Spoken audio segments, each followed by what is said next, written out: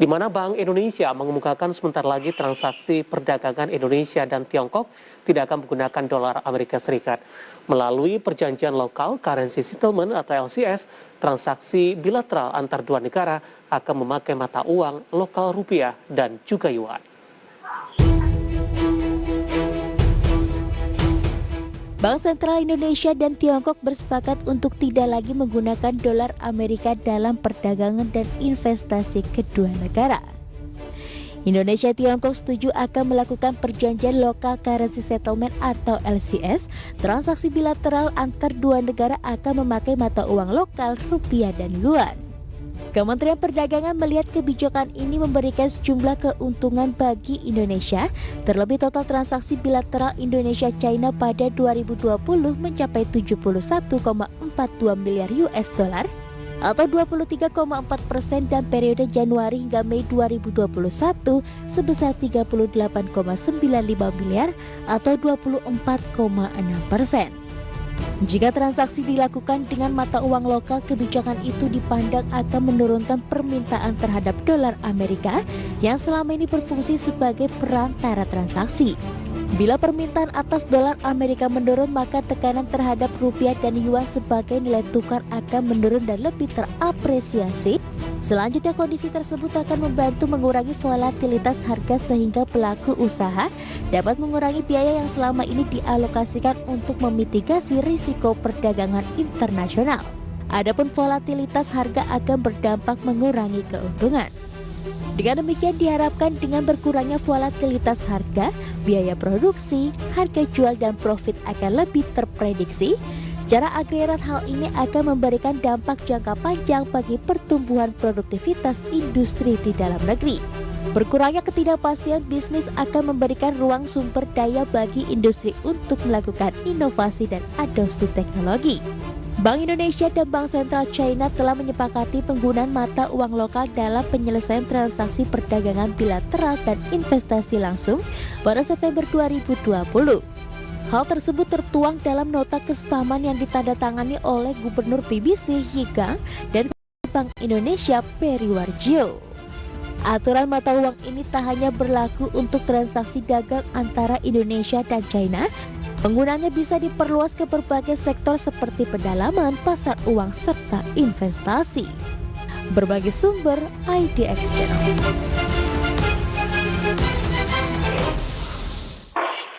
Ya, pemirsa, di Market Review kali ini kita akan membahas topik mengapa tak lagi gunakan dolar Amerika Serikat untuk perdagangan Indonesia dan juga Tiongkok.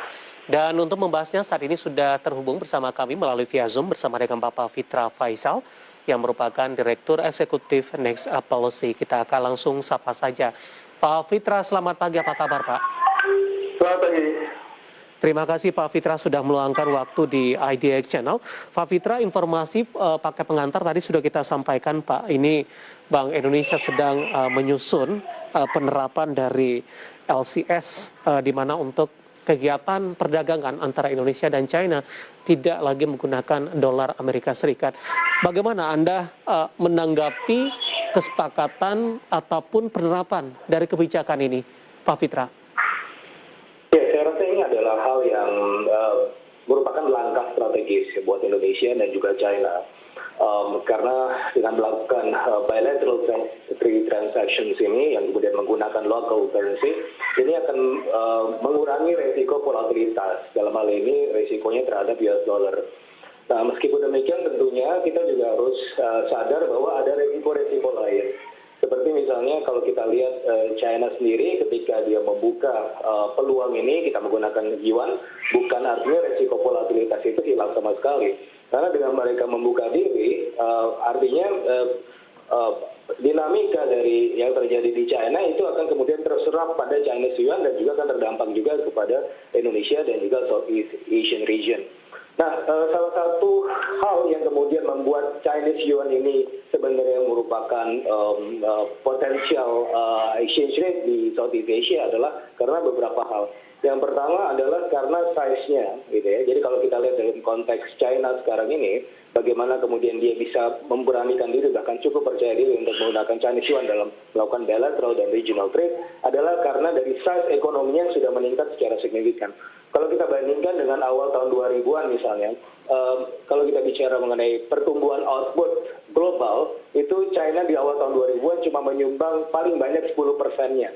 Tetapi selepas global financial crisis di tahun 2009, kontribusi dari China terhadap pertumbuhan output global itu bisa menyentuh 90%. Jadi ketika output global itu tumbuh, paling banyak disumbang dari China karena memang China sudah menjelma menjadi global production hub, di mana di situ Amerika Serikat, Jepang, Eropa, kemudian juga sangat mengandalkan production network atau jaringan produksi dari China.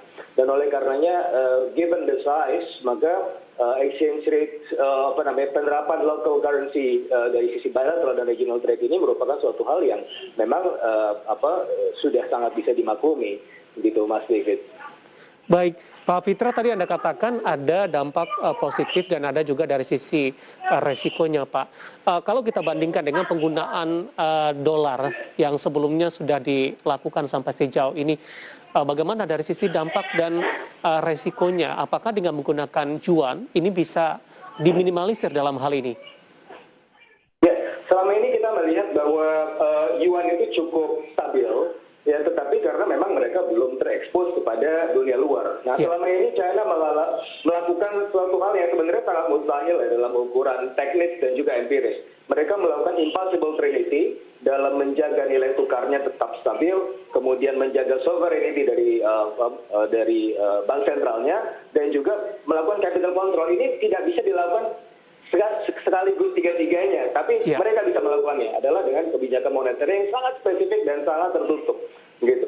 Nah, itu pula yang kemudian menjamin kestabilan yuan di sisi yang lain. Tetapi dengan mereka melakukan pembukaan ya dari sisi penggunaan yuan terhadap bilateral trade, ini mereka sedikit banyak akan terekspos dan tidak bisa lagi melakukan hal-hal yang biasanya mereka lakukan.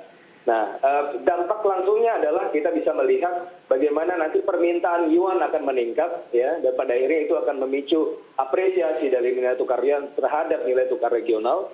Dan sebenarnya ini juga berdampak cukup buruk di jangka pendek untuk China, karena dengan demikian kita akan menghadapi impor China yang jauh lebih mahal. Sehingga dengan demikian produk-produk ekspor kita sebenarnya akan jauh lebih kompetitif. Jadi sebenarnya adalah resiko yang cukup, bukan resiko, tapi sebenarnya juga peluang jangka pendek yang sebenarnya bisa langsung kita manfaatkan.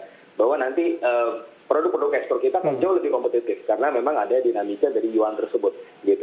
Tapi di jangka panjang kita juga harus melihat karena masih banyak ketakutan-ketakutan diakibatkan dari financial market di China yang belum sangat berkembang. Kita melihat banyak sekali juga perusahaan-perusahaan yang justru melantai di Amerika Serikat, bukan di China atau di Hong Kong misalnya, ya, karena memang ada beberapa keterbatasan gitu ya. Dan ini yang seharusnya menjadi ongoing homework buat pemerintahan China untuk bisa kemudian betul-betul memanfaatkan leverage dari yuan.